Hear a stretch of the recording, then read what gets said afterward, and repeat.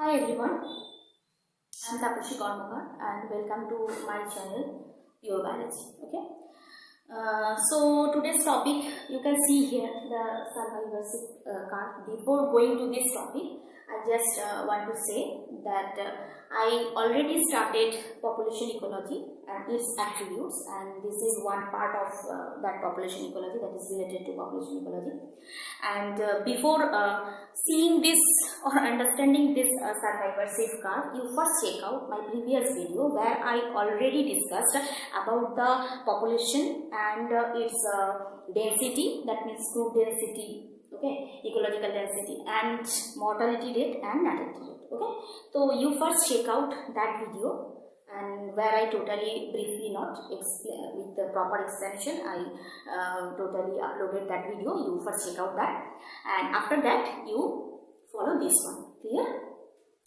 So in case of animals, what happened? If any species or any individual, with the changing environment, you can see that the individuals, how much individuals they can survive. Okay. So mortality means the death rate. Okay. Death rate, that means delta D by delta T, and the natality rate, that is the n delta N by delta T. Okay. So here, not is important how much animals they born or how much animals they die in proper period of time. It is here very important that how much animals survive with the proper changing of environment. This is very important, because you just consider much animals they born, but few animals they die. Okay, that means that here the natality rate is high, but mortality rate, that is low. So this is possible. That means the individuals number must be increased. Okay, individuals numbers, it is necessary, or it is a possibility that number of individuals must be increased. But suppose the individuals within this species, they cannot survive with the proper changing of environment, then what happens? The number of individuals of that species will not be increased. So which one is very important? That is the survivability. Okay, how much animals they can survive with this changing climate or climatic condition. This is very important, and it is totally represented by this curve. Okay, this curve, it is represented.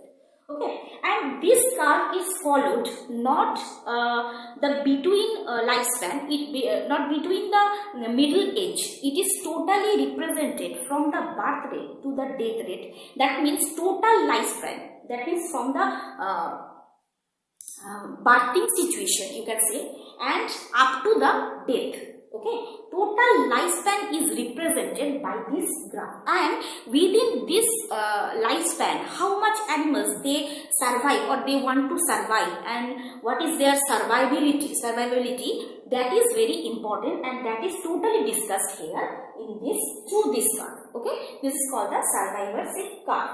Okay, so here this is the types. Okay, the survivorship curve, this is type.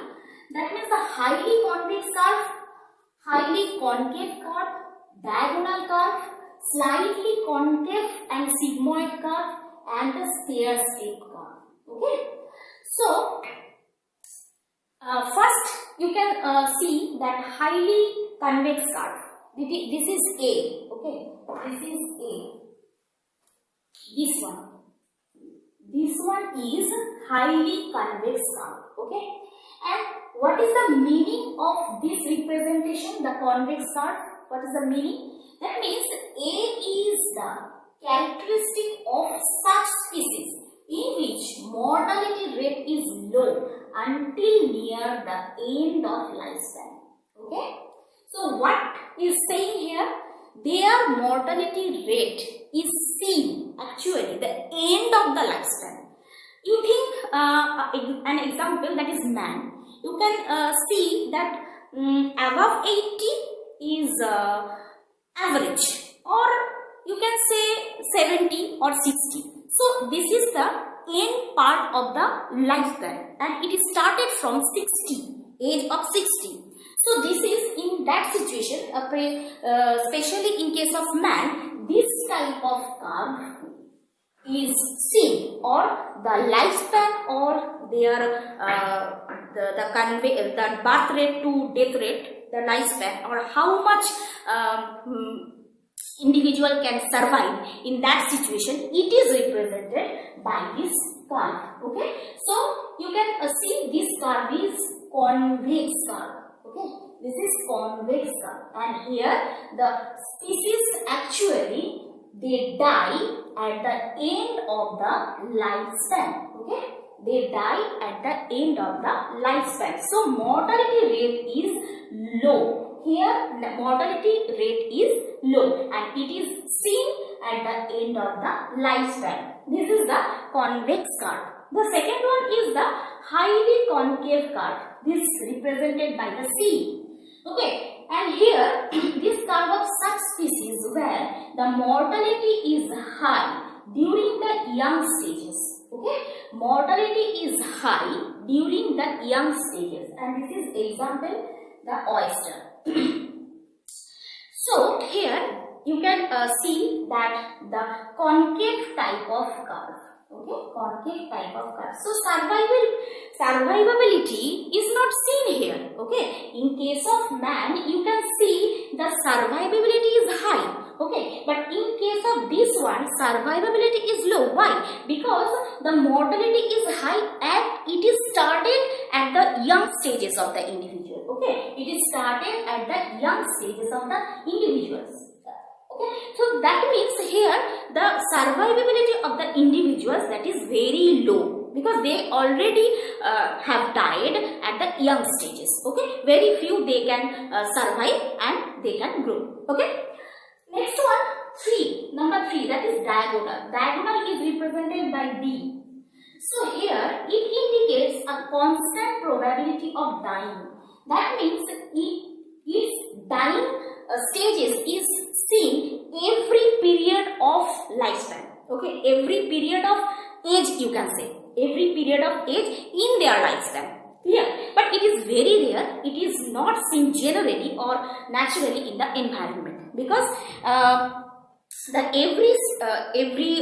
that means the stages or every period of age, though in that situation the mortality is not seen constantly. Okay, it is either seen in the young stages or the middle stages or in the at the end of the lifespan. Okay, not continuously seen the mortality rate that is same all over from the birth rate, or not birth rate, from the born during what I was saying. Okay,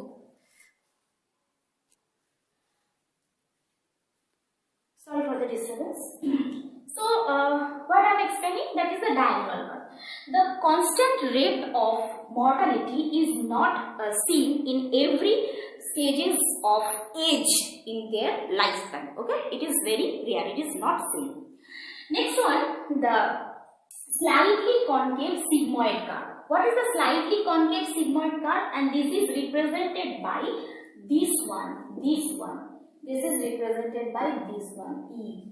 And here the high mortality in the young stages but lowers down and constant in the adult stages. Okay, it is seen that mortality is high. Okay, mortality is high, like this one, concave. Mortality rate is high, but after some times when they become adult, the mortality rate becomes constant. Okay, so this type of curve is seen in generally birds. Clear? Next one is the 5 one is the stair step. Stair step, that is represented by this one, D. Okay, here the initial means first one, middle and the final represents the egg population, short-lived adults, but middle two. Okay, the which one saying there? The initial, middle and the final, that represents initial, middle and the final, that represents. This one is the final, this one is the initial, and this part, and it is the middle, and this part also under the middle stage. Okay, so what is saying here, that the egg population and short-lived adults, the egg population and this is egg population, and this is a short-lived adults. But here the middle two stage, you can see this one and this one, this part where the larval stage and the pupal stage we can see, there the mortality rate is low. That means in that situation the mortality rate is high, in that situation mortality rate also high, but in between the two stages, the middle stages where we have seen the larval stage or the pupal stage, there the mortality rate is low. Okay, their survival capacity is started from here to there, you can say that. Okay, because these two stages, when the two stages become started, in that situation the mortality rate becomes low, but mortality rate is high in that stage and also in that stage. Okay, so this is called the stair step curve.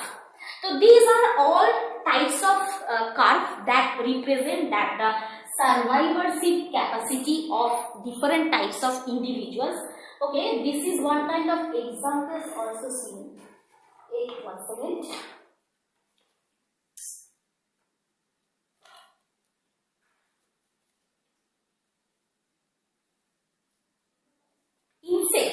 Insects, okay, insects. Example is insects. So this is the survivorship curve. I think you can understand about this survivorship curve. Okay. So please, if you can understand it properly, then you must share my channel and subscribe, and obviously give one like for this explanation. Okay. Thank you.